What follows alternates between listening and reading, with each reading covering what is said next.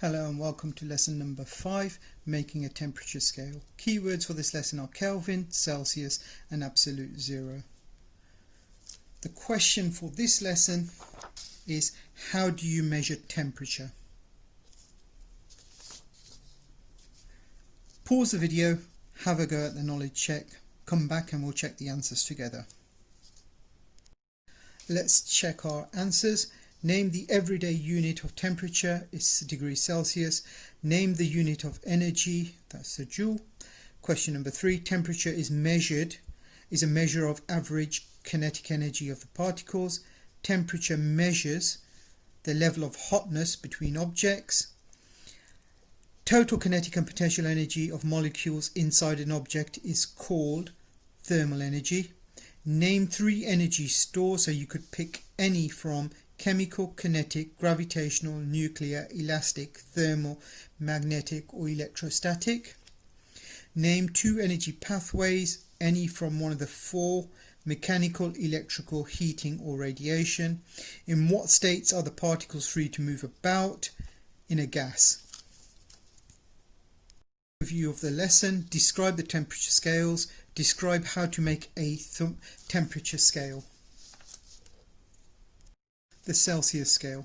A temperature scale is a range of numbers which are used to tell the level of hotness.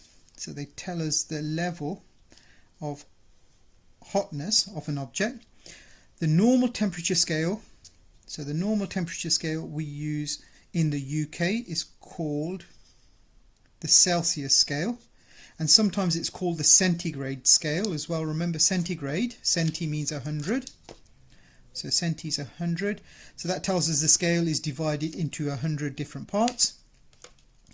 The Swedish astronomer Anders Celsius created a temperature scale which was the reverse of the one we use today bearing his name.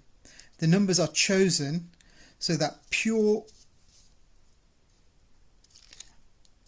not mixed with any other molecules. So when we mean pure, there's no other molecules there. Ice. And remember, ice is water. And this melts at 0 degrees centigrade. And also, pure water boils at 100 degrees centigrade. So we have 2 fixed points. The temperatures below 0 degrees have negative values. So, essentially the Celsius scale has 2 fixed points, one at 100 degrees centigrade,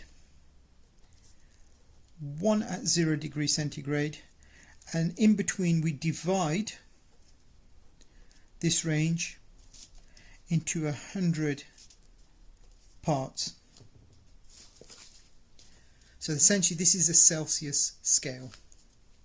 Here we have pure ice melting, and here we have water boiling. So again, water. We can have different scales if you have different materials. You don't necessarily need water, but the standard one we use water.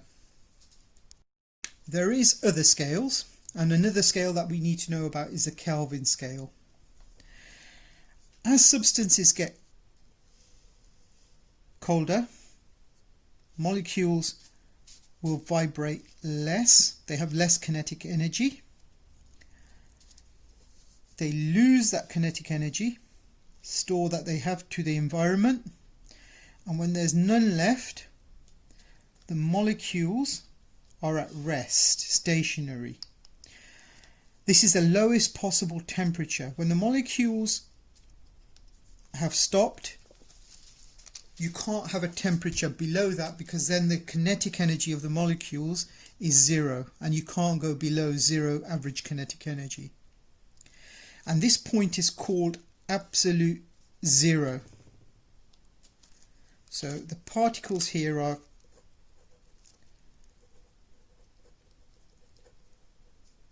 stop moving. And This happens at minus 273.15 degrees centigrade. And this is often referred to as the Kelvin scale, after William Kelvin. The unit Kelvin has the same size as the degree Celsius. So 1 degree increase in Kelvin, sorry, one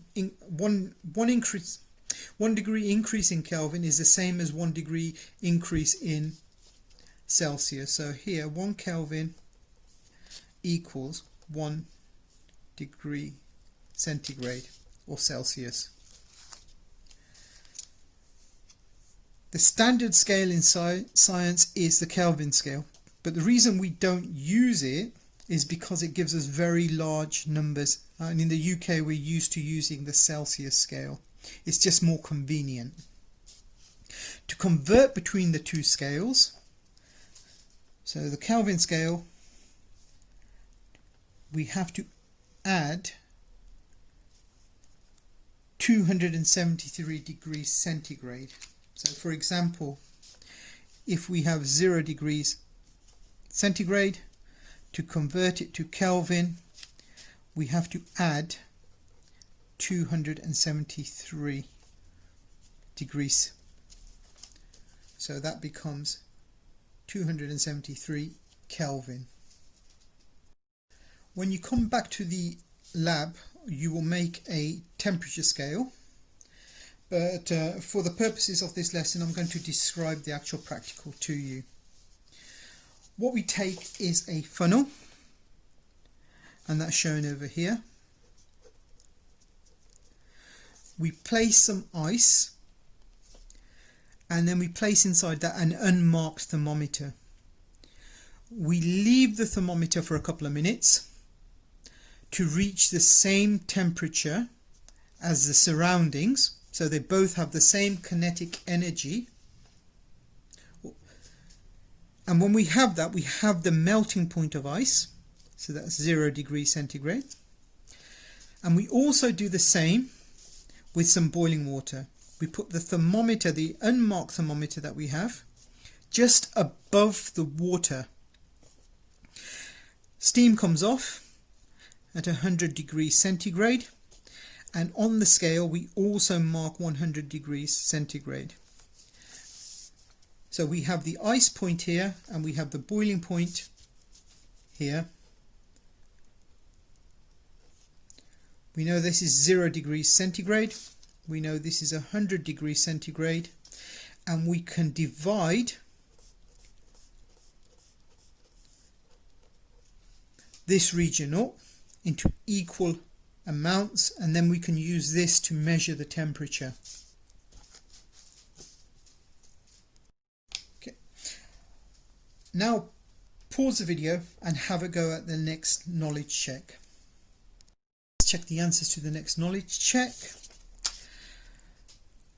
What temperature is absolute 0 in degrees Celsius?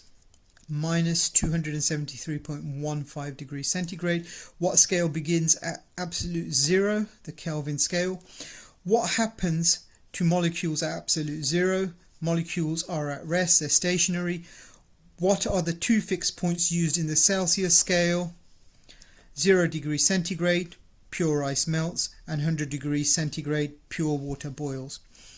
What is absolute 0 in Kelvin? 0 Kelvin.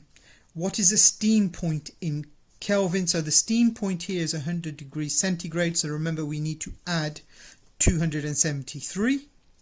So it's 373. Thermometers are used to measure temperature or the hotness or coldness of objects. The coldest possible temperature in degrees Celsius is minus 273.15. How does the motion of particles in a hot object compare to a cold object? The particles move around more quickly. What is a linear scale?